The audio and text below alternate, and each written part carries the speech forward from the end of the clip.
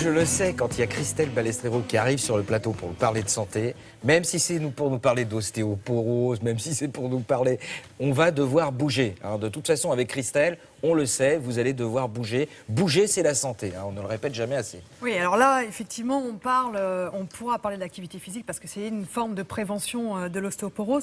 C'est une nouvelle étude qui vient de nous montrer bien, que les variations de poids pendant la ménopause ou en périménopause augmentent la fragilité osseuse et donc augmentent le risque de fracture.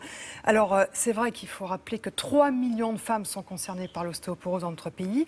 Une ostéoporose qui est responsable de 130 000 fractures chaque année. Ouais. Et cette pathologie diminue de 10 ans l'espérance de vie. Alors, cette nouvelle étude qui a été publiée dans une revue scientifique qui fait autorité vient de montrer que ce sont les variations de poids qui fragilisent beaucoup l'os à la ménopause. Voilà, le yo-yo en fait, ou le régime, ou tout simplement perdre ou prendre du poids. Donc il ne faut pas trop faire de régime, quand vous êtes en train de dire. Il faut faire attention, il faut garder un poids stable. Alors c'est vrai que depuis de nombreuses années, on sait déjà que la perte de poids pendant cette ménopause fragilise l'os, mais cette nouvelle donnée est très importante puisqu'on voit que c'est aussi la prise de poids qui peut fragiliser l'os et augmenter les risques de fracture. Alors, comment limiter ces effets délétères de la variation de poids pendant cette période délicate de la femme? Explication du professeur Cortet.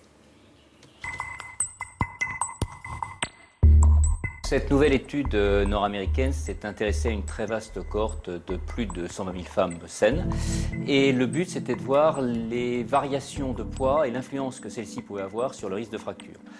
Sachant qu'on sait qu'un faible poids est un facteur de risque de fracture. Et de ce point de vue-là, il y a des choses qui sont attendues dans cette étude. C'est-à-dire que quand on perd du poids, il y a une augmentation du risque de fracture de hanche.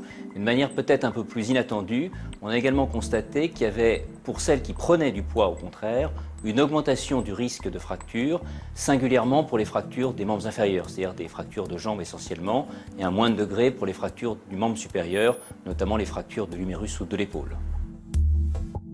Alors les mécanismes impliqués sont certainement assez différents. Quand on perd du poids, on perd du gras, mais on perd également du muscle. Et on sait que le muscle joue un rôle important, il tire sur les os, et il permet d'augmenter la résistance des os. A l'inverse, quand on prend du poids, quand on tombe notamment de haut, il y aura un impact plus conséquent sur le sol, et donc ceci va pouvoir provoquer une fracture. Ça, c'est un premier mécanisme. Et il y a un deuxième mécanisme qui est que le tissu adipeux, le gras très clairement, c'est riche en un certain nombre d'hormones, dont certaines peuvent être mauvaises pour le squelette. Il y a un impact du gain de poids ou de la perte de poids sur le squelette pour une perte ou un gain de plus de 10%. Si on prend par exemple une femme moyenne de 60 kg, ça veut dire que d'un côté, il ne faut pas aller au-dessus de 66 kg et de l'autre, pas en dessous de 54 kg. Donc à la ménopause, on peut agir et on ne va pas agir sur un plan médicamenteux, mais il y a beaucoup d'éléments non médicamenteux qu'on doit mettre en avant. Le premier point, c'est d'avoir une activité physique régulière. L'activité physique est bénéfique et il faut qu'il y ait un contact du pied avec le sol. L'activité la plus simple étant la marche à pied et encore mieux, c'est de faire de la course à pied, quelles qu'en soient les modalités. Alors comment ça marche? On admet qu'il y a la transformation d'un signal mécanique en un signal chimique qui va pouvoir stimuler les cellules qui construisent de l'os. Alors en ce qui concerne l'alimentation, il y a plusieurs éléments et le premier élément ce sont les protéines. Et les protéines sont importantes pour avoir une masse musculaire, une résistance musculaire satisfaisante. Et il y a également un impact direct de la ration en protéines sur la masse osseuse et sur la résistance osseuse.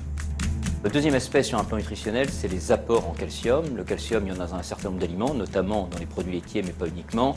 En effet, en termes minéral, le squelette contient essentiellement du calcium et on perd tous les jours du calcium. Donc si on n'en apporte pas, un jour ou l'autre, il y aura un problème. L'autre élément, enfin, c'est la vitamine D. La vitamine D est peu apportée par l'alimentation, mais elle l'est essentiellement par le soleil, et notamment en période estivale, c'est nécessaire de sortir dehors pour avoir un bon taux de vitamine D. Donc on boit du lait, on fait du sport. Le sport fabrique des os, c'est ça que Oui, ça vous disiez ? stimule les cellules qui vont sécréter du tissu osseux. Et donc c'est pour ça qu'un tennisman sur le bras porteur, celui qui tient la raquette, il a en moyenne 30% d'os en plus que le bras qui ne travaille pas. Alors ce sont des muscles et c'est de l'os aussi. Allez hop, donc tout ce tennis, on y va. Vous avez compris, mesdames, avant la ménopause, tac, tac, un petit set. Merci beaucoup, Christelle. On va voir tout de suite les couleurs du ciel avec Anne.